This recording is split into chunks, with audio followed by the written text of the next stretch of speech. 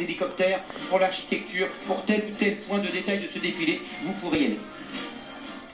Les hélicoptères donc qui closent ce défilé avec en ouverture l'école franco-allemande qui fête ses 10 ans, un caïman, 2 tigres, et juste derrière, on va en parler colonel parce que ça aussi c'est très important en termes de soutien des troupes de sol, le groupement aéromobile de l'opération Serval avec ses hélicos de reconnaissance et de destruction. Et des tigres, des gazelles, donc tigres notamment de tête de protection d'une efficacité et d'une précision redoutable, grâce notamment à leur canon 30 mm. Parmi ces appareils, il y a ceux du 4e régiment d'hélicoptères des forces spéciales de Pau. Ce régiment auquel appartenait le chef de bataillon Damien Boiteux, tué le premier jour de l'intervention au Mali, c'était le 11 janvier. Il était aux commandes de son appareil, Gilles. Il a réussi à le poser, bien qu'étant très grièvement blessé à l'artère fémorale. Il a sauvé son navigateur, il a posé son appareil et il est décédé ensuite. C'était le premier mort de notre opération Mali.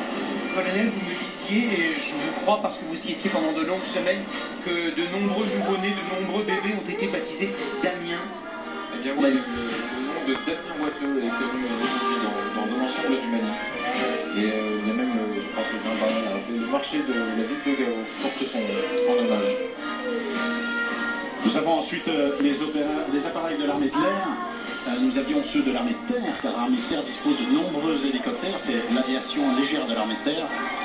Voici l'armée de l'air maintenant, avec la sûreté aérienne, entre la porte ouverte, la police de l'air, la France qui est le pays du monde le plus survolé.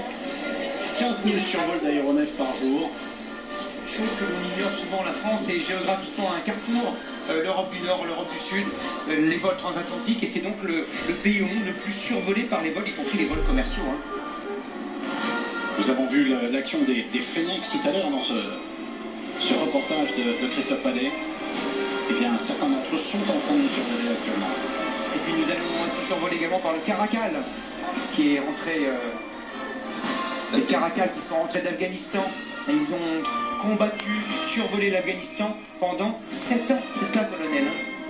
Oui, 7 ans de présence pour le Caracal en Afghanistan, une présence qui a pris fin ici en début 2013. Et Denis Brognard, tout à l'heure, eh bien Denis Brognard mènera cette opération avec le commando depuis l'un de ces Caracal de l'armée de l'air. Les derniers appareils que vous voyez, c'était ceux liés à un instant de la Marine nationale, de la Gendarmerie nationale et ici de la sécurité civile.